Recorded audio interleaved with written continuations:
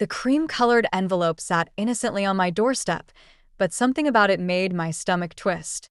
No return address, just my name in precise, angular handwriting. I almost didn't open it. I had a million things to do before my engagement party tonight. But that handwriting seemed to dare me, like it knew something I didn't. My name is Lila, and until that morning, I thought I had everything figured out. Loving boyfriend, supportive family, and a future that seemed to glow with possibility. Funny how one letter can shatter all that. Inside was a single sheet of expensive paper, the kind my father uses for Montgomery Enterprises letterhead. The message was brief.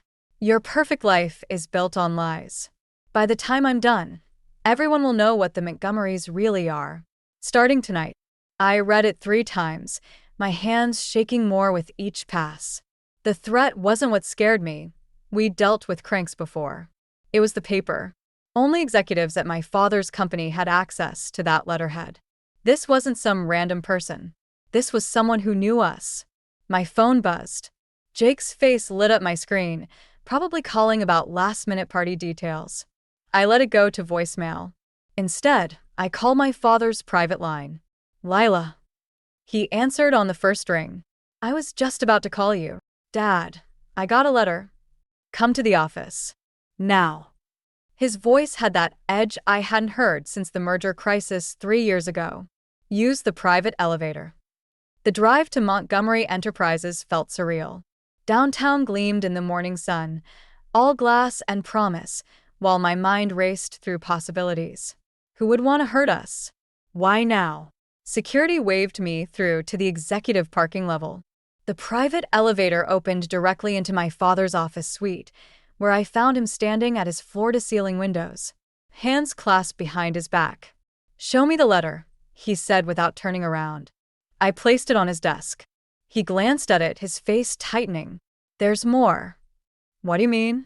He finally turned to face me, and I barely recognized him. My father, always the picture of corporate confidence, looked haunted. The company is in trouble, Lila.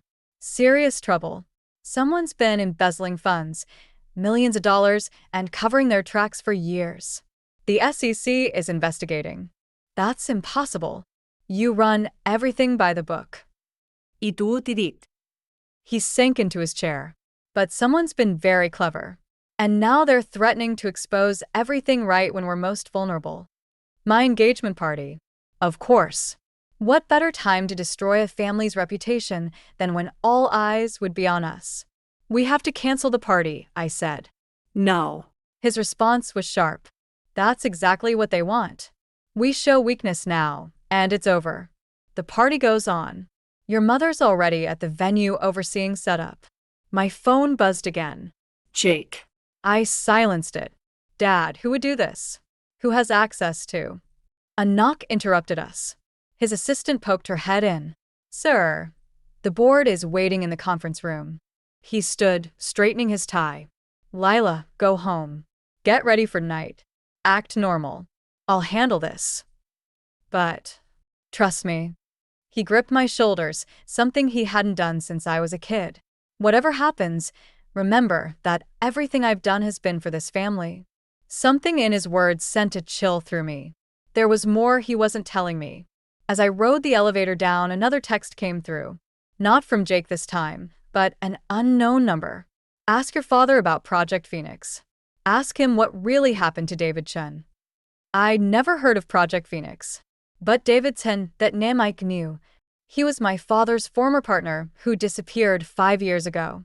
The police called it suicide, but they never found a body.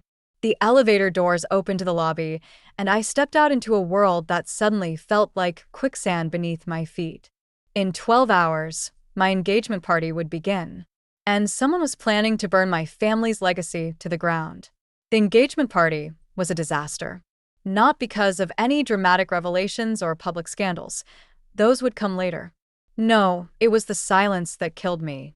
The way my father worked the room with his practiced smile, while my mother's hands trembled around her champagne glass. The way Jake kept touching my elbow, asking if I was okay, while I watched every guest like they might be the one holding our family secrets. 3 days later, I found myself standing in the Miller's driveway, surrounded by moving boxes. Jake thought I was moving in because we were taking the next step in our relationship.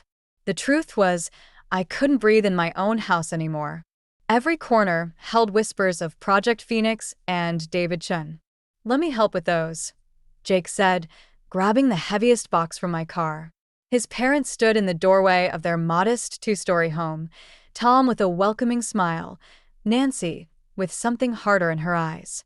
"Welcome home," Tom said, pulling me into a warm hug. The scent of his aftershave reminded me of weekend barbecues and simple happiness. Nancy's hug was briefer, more hesitant. "We've cleared out the guest room," she said. "It's small, but it's perfect," I cut in, not wanting to hear the apology in her voice.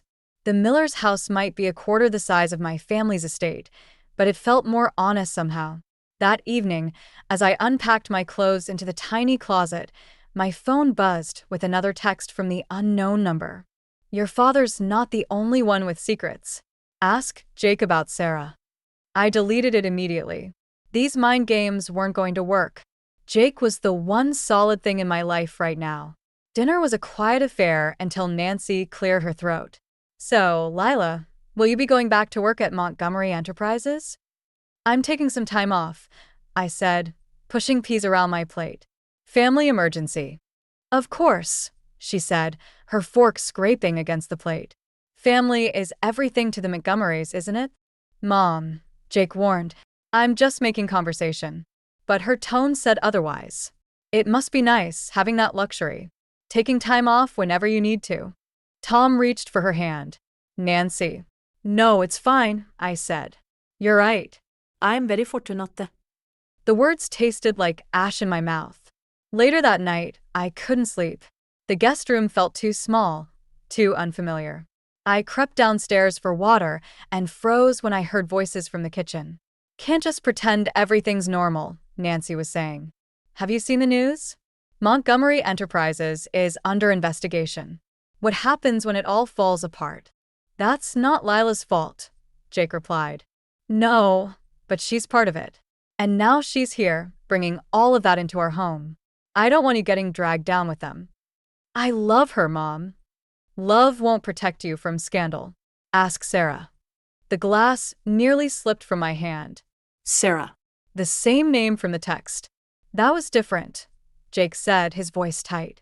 "And we agreed never to talk about it. I'm trying to protect you. I don't need protection. What I need is for you to accept that Lila is going to be my wife." I backed away from the kitchen, my heart pounding. Who was Sarah? And why did Nancy sound so afraid? Back in my room, I pulled out my laptop and opened a private browser window. My fingers hovered over the keys before typing. Jake Miller Sarah scandal. The search results loaded, and my blood ran cold. There, dated 5 years ago, was a headline I'd never seen before. "Local photography studio closes amid fraud allegations. Owner Sarah Chen missing." Chen.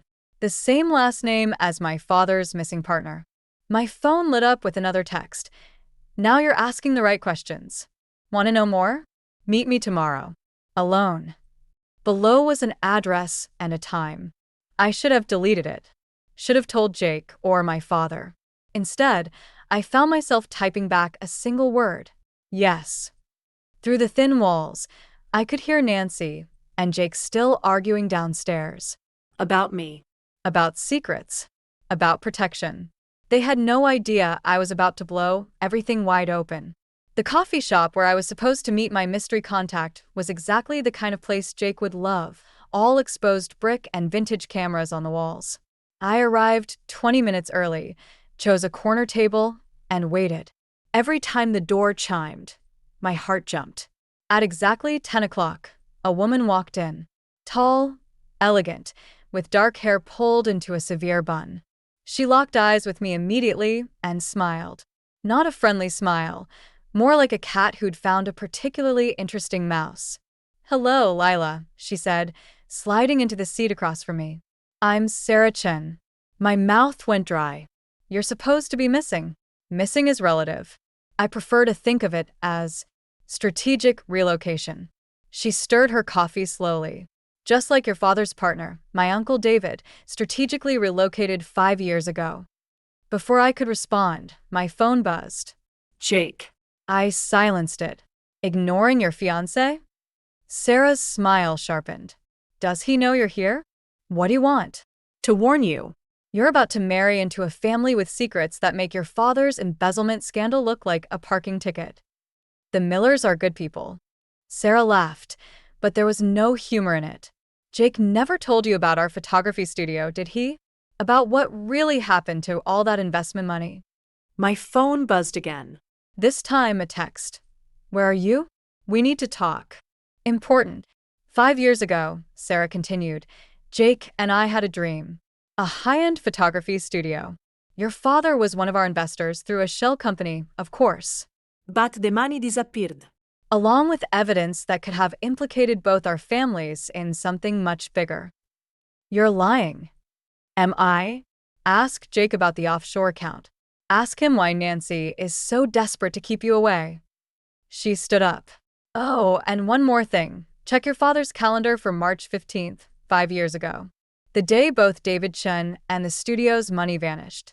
She left me sitting there, my coffee going cold. I pulled out my laptop and logged into my father's calendar. I still had access from my days working at Montgomery Enterprises. March 15th, 5 years ago, was completely blank. Suspicious for a man who documented every minute of his day. My phone buzzed a third time. Jake again.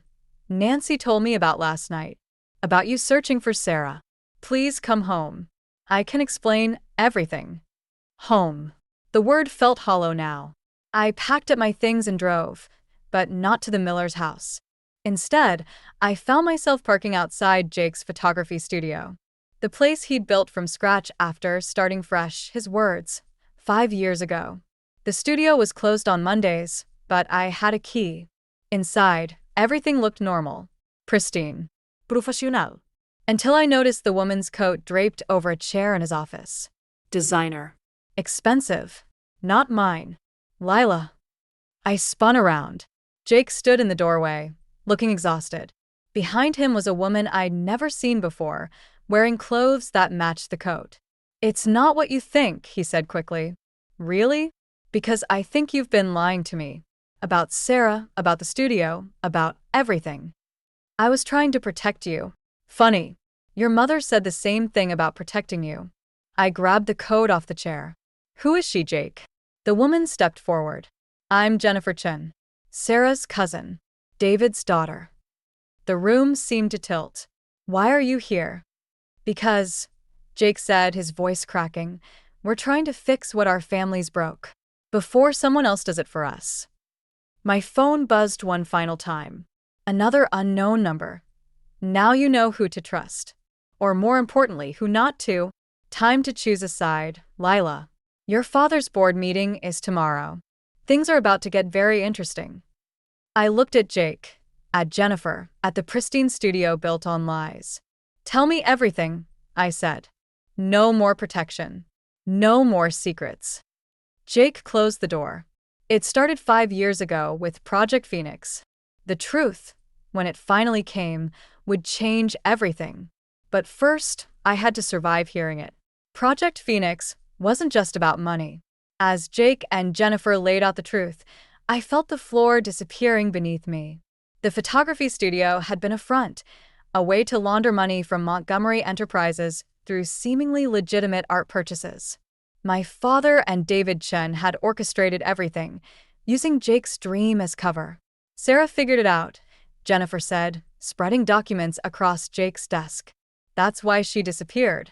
And why my father had to disappear too, I finished. The weight of it all pressed against my chest. But why are you telling me this now? Jake reached for my hand. I pulled away. Because tomorrow's board meeting isn't just about the embezzlement scandal, Jennifer said. Your father's planning to announce a merger with Chen International. That's impossible. David Chen is dead. Is he? Jake's voice was soft. Or did he just relocate to Hong Kong, where he spent 5 years building a company specifically designed to swallow Montgomery Enterprises? My phone rang. Mother. I answered on speaker. Lila, where are you? Your father's looking everywhere. He needs you at the house. Why? A pause. Because the Chen family lawyers are here. I ended the call, my hands shaking. You knew. All this time you knew. Not everything, Jake said. Not at first. Sarah tried to warn me, but I was too ambitious, too desperate to prove myself. By the time I understood what was happening, I was already implicated. And Nancy? Is that why she's so afraid? Jennifer pulled out another document. Nancy worked as a bookkeeper for the studio. She saw the numbers. She knew something was wrong, but speaking up would have implicated Jake. So, she kept quiet. The pieces were falling into place. And now she's terrified history will repeat itself. Tomorrow, Jennifer said, everything changes. David Chen returns from the dead. Montgomery Enterprises falls. Unless what? Unless we stop it. We have proof, all of it. Sarah's been gathering evidence for years. But we need someone on the inside. Someone they trust. My phone buzzed again. A text from my father. Come home. Please. There are things you need to know. I looked at the documents scattered across the desk. Bank statements. Photos. Emails. 5 years of lies unraveling. If I help you, I said, what happens to my father? That depends on him, Jennifer replied. On whether he's willing to tell the truth about what really happened to my father. Jake touched my shoulder. This time, I didn't pull away. Lila, whatever you decide, I'm with you. But you need to know, Sarah isn't just trying to expose the truth. She wants revenge. Don't we all? I stood up, gathering the documents. I need to go home. My father's waiting. Be careful, Jennifer warned. David Chen trusted Charles Montgomery once too. Outside, the sun was setting, painting the city in shades of gold and shadow. I sat in my car, staring at the last text from the unknown number. Sarah, I realized now. Choose a side. But which side? My father, who built an empire on secrets and lies. Jake, who kept quiet to protect his family. Sarah and Jennifer, seeking justice or revenge or both. I started the car and headed home, the documents heavy in my bag. Tomorrow's board meeting would change everything. But first, I needed to look my father in the eye and ask him about David Chen. About Project Phoenix. About all the truths he'd buried beneath our perfect family facade. As I pulled into our driveway, I saw unfamiliar cars parked outside. Through the living room window, I could see my father pacing, my mother sitting rigid on the couch, and several men in suits I didn't recognize. My phone lit up one last time. Sarah, remember, they'll try to protect you.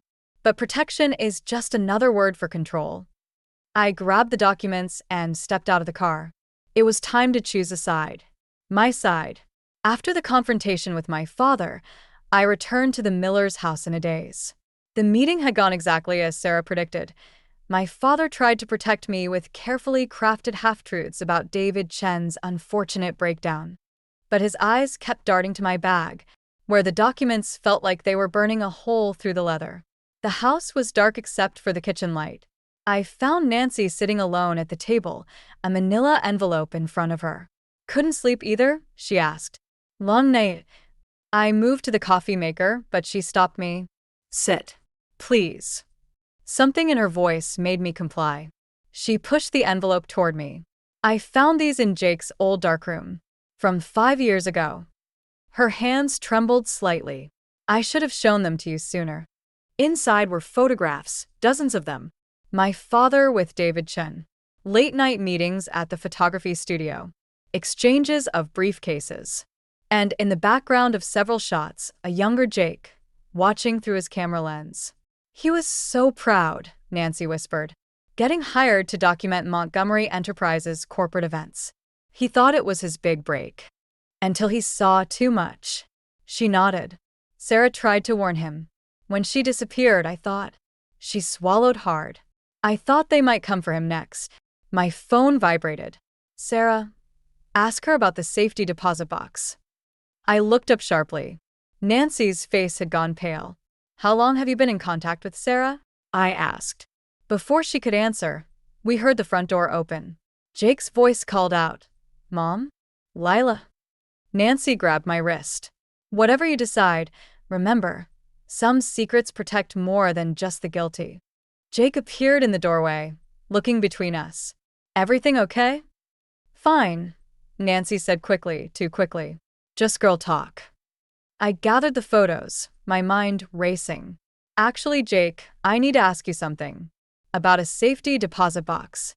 The color drained from his face. Behind him, Nancy made a small, choked sound. "How did you—" He stopped, realization dawning. "Sarah contacted you directly, didn't she?" "Jake," Nancy warned. No, Mom. "No more protection." He sat down heavily. "The box contains Sarah's original financial records from the studio. And a video." "Of what?" "The night David Chen confronted your father. The night everything fell apart." My phone buzzed again. This time, a message from Jennifer. "Board meeting in 6 hours. David Chen landed at the airport 20 minutes ago. It's starting." Nancy reached for the photos. "You can't use these. They'll destroy both our families." "They already have," I said, standing up. "We just didn't know it." "Where are you going?" Jake asked. "To the bank. That video might be the only thing that proves what really happened." "Lila, wait." Nancy's voice cracked. "There's something else you need to know. About your mother." I froze. "Margaret wasn't just David Chen's business partner," she said. "They were planning to expose Charles together. The night David disappeared, she was supposed to meet him." The room spun slightly. "My mother? She chose to protect you instead. Just like I chose to protect Jake." Nancy's eyes filled with tears. "Sometimes love means keeping the wrong secrets." My phone lit up one final time. An unknown number, but I knew who it was. "Time's up, Lila. The truth doesn't protect anyone anymore. It's time for justice." I looked at the photos in my hands, at Jake's tortured expression, at Nancy's tears. In 6 hours, David Chen would walk into Montgomery Enterprises and tear both our families apart. Unless— "The safety deposit box," I said. "Take me there. Now." Because Sarah was wrong about one thing. The truth doesn't bring justice. It brings choices. And I was done letting others choose for me. The safety deposit box was empty. Of course it was.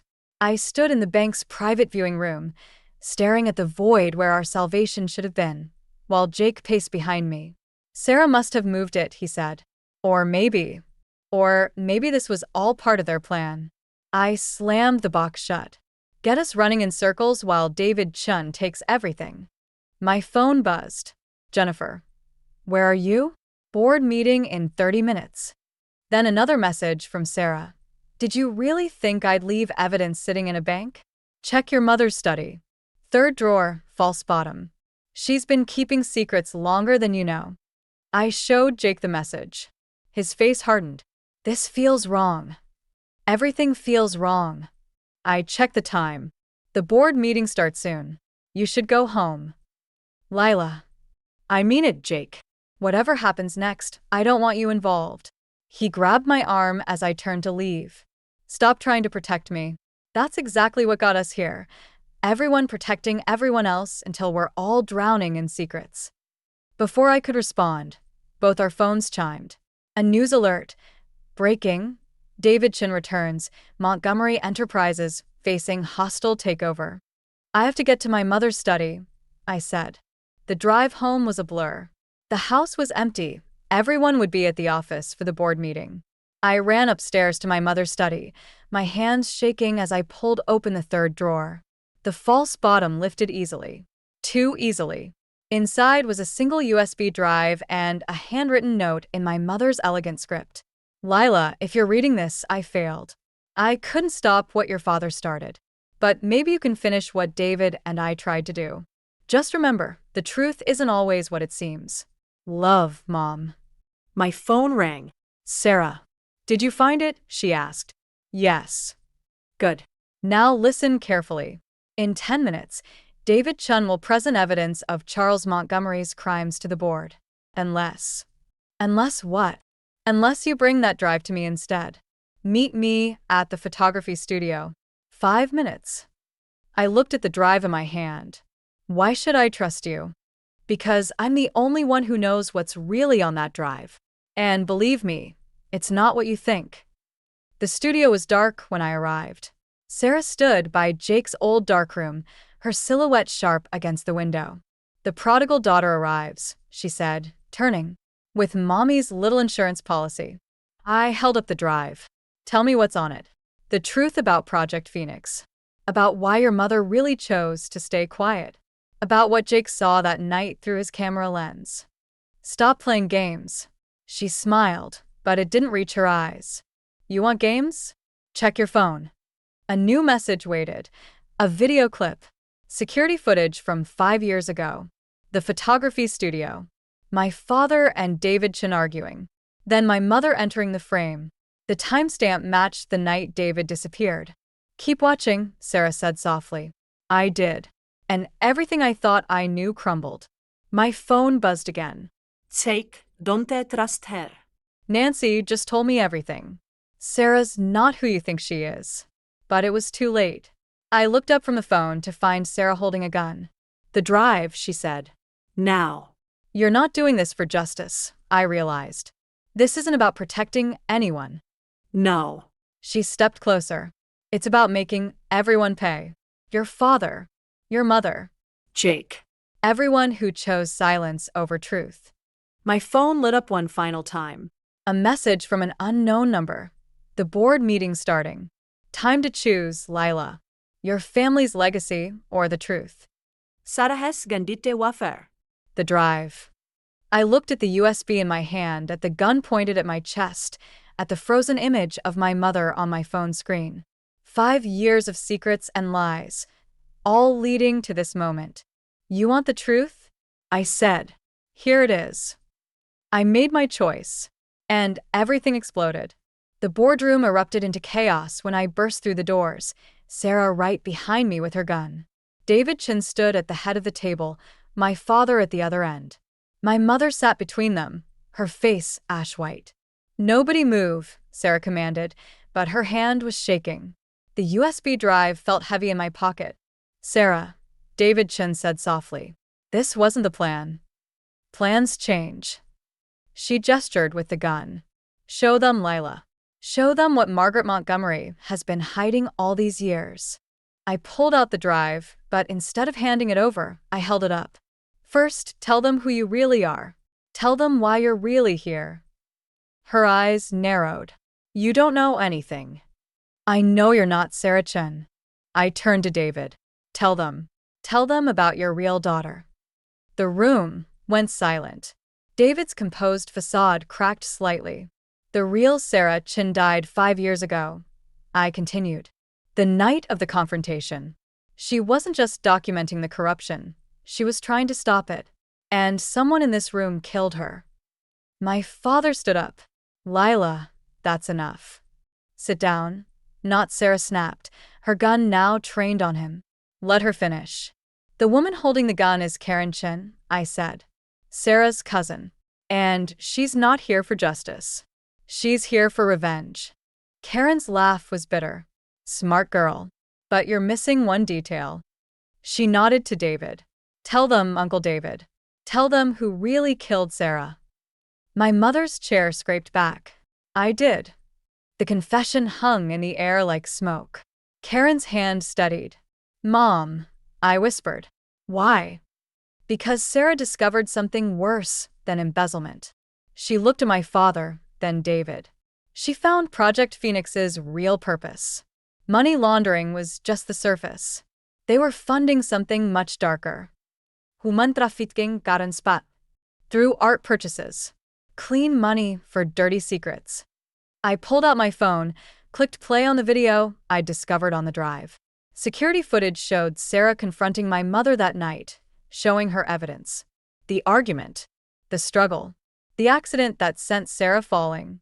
I tried to stop her from going to the police, my mother said. I thought I was protecting our family, but I was wrong. So wrong. That's why you stayed quiet, I realized. Why you helped David fake his disappearance. To dismantle the operation from the inside. Karen's gun wavered. And now everyone pays. No. I stepped between her and my parents. Enough people have paid already. The boardroom doors burst open again. Jake rushed in, followed by Jennifer, and my heart stopped. The real Sarah Chen. "Drop the gun, Karen," Sarah said. "It's over." Karen's world collapsed in her eyes. You read it. I saw. You saw what they wanted you to see, what I needed everyone to see, so I could finish what I started. Sarah moved closer. "Put down the gun, cousin. Let me finish this the right way." The gun clattered to the floor. As security rushed in, I watched my father sink into his chair, defeated. My mother reached for his hand, but he pulled away. "The evidence is all here," Sarah said, holding up another drive. "Every transaction, every name, every victim. It's time for real justice, not revenge." I felt Jake's hand on my shoulder. "You okay?" I wasn't. I'm not sure I ever would be again.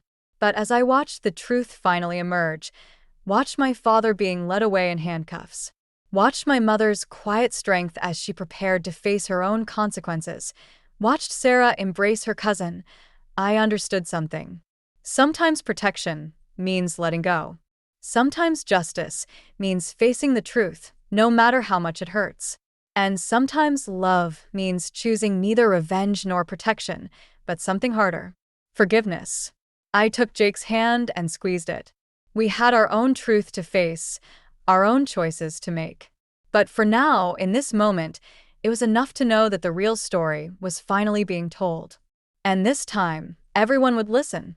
6 months later, I stood in front of Montgomery Enterprises for the last time. The building looked different now, less imposing, more honest somehow.